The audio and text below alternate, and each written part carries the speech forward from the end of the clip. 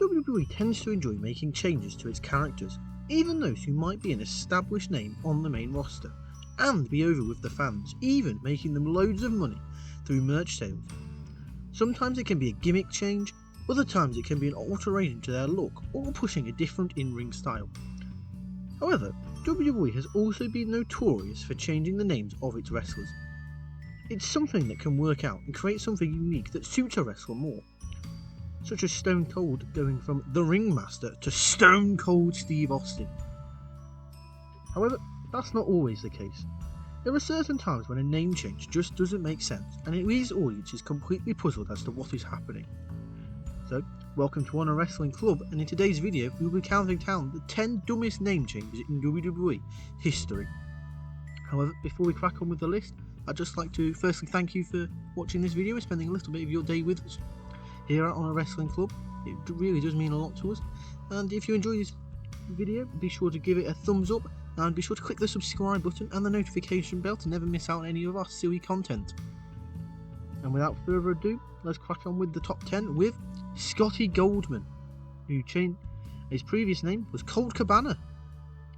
Scotty Goldman was a weak name choice by WWE, largely because it doesn't sound like a WWE superstar. The name of wrestlers are often a little over the top because they need to have some elements of showmanship, and that's what the company normally provides. Goldman's original name of Colt Cabana certainly brought that, which is why he's used it throughout his entire career. However, when WWE found out he was Jewish, they thought that they knew best and tried to switch it up, which was the wrong call. In number 9, we have the Red Rooster, whose previous name was Terry Taylor. The 1980s saw WWE push the boat out with some wilder gimmicks that were slightly over the top and made little sense, and the Red Rooster was one of these, possibly the most notorious example of this category of name.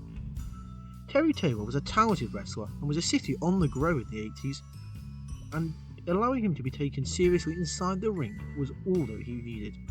However, the company had him dye his hair red and fashion into a mohawk and act like a rooster, which killed any momentum he had, and meant he could not be taken seriously as a wrestler anywhere else. The name was terrible, and his overall appearance wasn't any better, as fans could not take him seriously, especially with that mohawk. In number 8, we have Michael Millotti. His previous name was the opposite of what a main event performer should be called. Thankfully, when he came up to the main roster the second time, he would go by the much better name of Curtis Axel. In number 7, we have T-Bar, whose previous name was Dominik Dijakovic. When WWE created the Retribution faction, the company decided to rename all of the wrestlers except for the leader, Mustafa Ali. Unfortunately, they were all given ridiculous names and terrible new looks that looked like they were out of the local talent show at your local hardware shop. And this meant that this group had no chance from the moment it started. But what's such a shame as well is that Dominik Dijakovic is such a great performer. Just check out his time in NXT. And someone who has serious main event potential due to his in-ring ability. However, with a name like T-Bar, he was only going to be able to go so far. And that was straight to the undercard. In at number 6, we have Kerwin White, whose previous name was Chavo Guerrero. Considering Chavo Guerrero's second name, the idea of calling him anything other than Guerrero seemed like a bizarre decision. It's a legendary family, and tapping into that made the most sense, which is why him becoming Kerwin White was something that took people by surprise. The gimmick itself was a terrible one, as he became a middle-class person who denounced his Hispanic heritage. It wasn't what anybody wanted to see, which is why it is no surprise that this did not last. In at number 5, we have Doudrop, whose previous name was Piper Niven. Piper Niven was a perfect name for a professional wrestler, even if it wasn't as strong as Viper, which she used on the independent scene. However, Niven got over with fans and showcased her qualities in NXT UK. When she was brought to the main roster, her character, look and name were drastically altered. Her character was more about dancing than anything else, and providing fun, which is fine, I suppose. The problem was her being called Doudrop, which left everyone confused as it certainly didn't match with her hard-hitting wrestling style. In number 4, we're going back to Retribution with Slapjack, whose previous name was Shane Thorne. Out of all the rebranded wrestlers who were part of Retribution, it was Shane Thorne who got hit the hardest.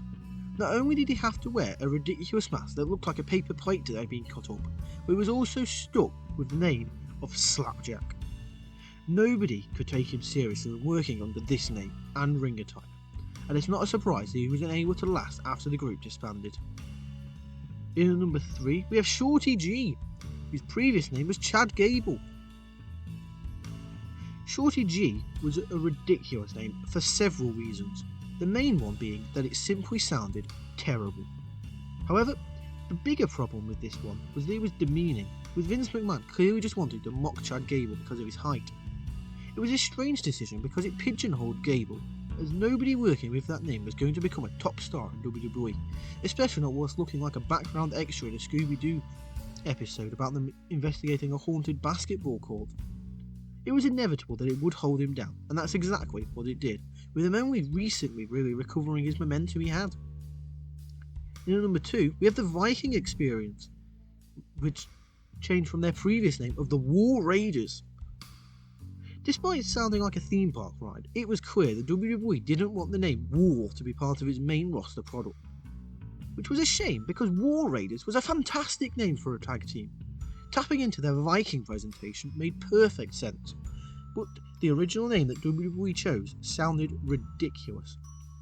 Fortunately, it didn't last long at all, and a tweak was made to bring part of their past into name by them becoming the Viking Raiders. Now, that's a name that feels much stronger and has allowed them to kick on and enjoy plenty of success, although it's still not quite as good as War Raiders or even the even better War Machine.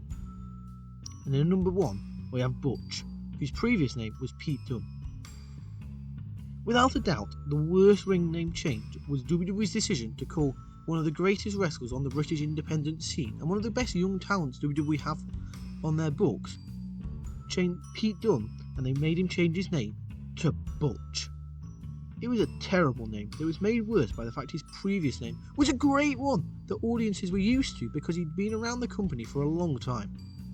Butch was pushed to work his aggressive attitude and marked the idea that his gimmick was changing as part of the Brawling Brutes, as the Scrappy-Doo of the group. However, neither Sheamus nor Ridge Holland had to change their names. Fortunately, WWE saw sense when he was put back together with Tyler Bate and the name was switched back, which led to some very funny moments with very funny tag team Pretty Deadly. And there you have it, there's our list. So, what did you think?